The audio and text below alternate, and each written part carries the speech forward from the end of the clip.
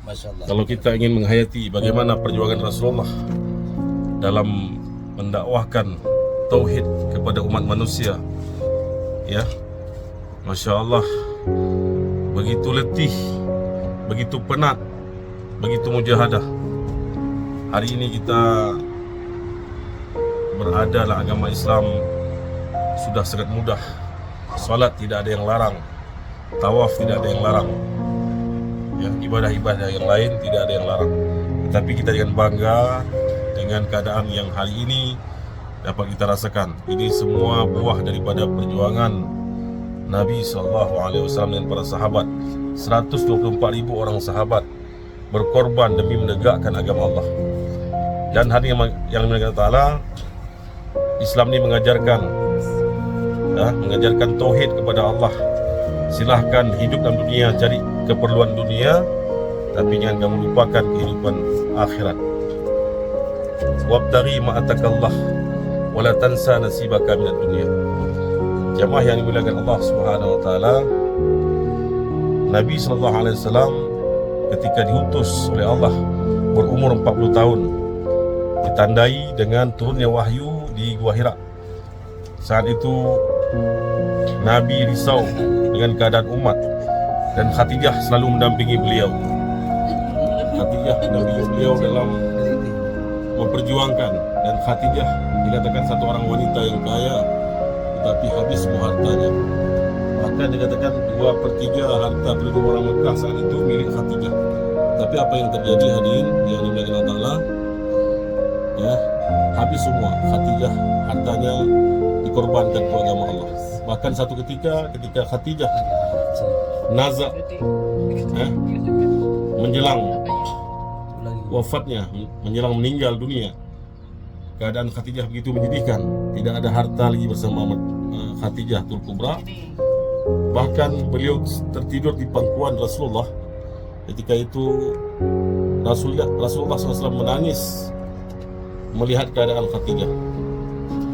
Di lain waktu Khadijah, Rasulullah tertidur di pangkuan Khadijah. Dan ketika itu Khadijah melihat, memperhatikan wajah Rasulullah yang begitu letih dalam perjuangan agama. Hadirin yang dimuliakan Allah Ta'ala, sehingga Khadijah pun menangis melihat kondisi Nabi saat itu, sehingga dikatakan air mata Khadijah menetes di pipi Rasulullah SAW. Dan ketika itu Nabi terbangun disebabkan tetesan air mata yang menetes di pipi Rasulullah. Dan Nabi menanyakan kepada Khadijah, "Wahai Khadijah, kenapa engkau menangis? Adakah engkau menyesal hartamu telah kau habiskan untuk agama Allah?" Maka Khadijah mengatakan, "Wahai Rasulullah, tidak kusesalkan semua hartaku yang korbankan untuk agama Allah. Tapi hari ini perjuangan masih panjang. Sementara aku telah habis hartaku semua. Andai kata aku mati dan perjuanganmu masih terus berlanjut, jika engkau melewati sungai, kamu tidak dapatkan jembatan untuk kamu lintasi sungai tersebut, aku rela tulang belulangku engkau ambil jadikan sebagai jembatan." Begitu perkataan ucapan Khadijah kepada Rasulullah SAW. Dan bahagia, itulah satu contoh wanita solehah yang dicintai oleh Rasulullah SAW. Bahkan Nabi ketika meninggal Khadijah, wanita yang sangat dicintainya, begitu kehilangan sekali yang dirasakan oleh Nabi SAW. Bahkan sampai ketika itu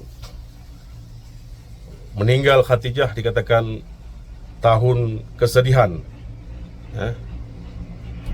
Dan Allah menghibur Rasulullah. Allah hibur Rasulullah dengan diisra' mi'rajkan ke Sidratul Muntaha. Masya Allah. Demikian untuk sementara, ya. Nanti kembali kita akan lanjutkan cerita.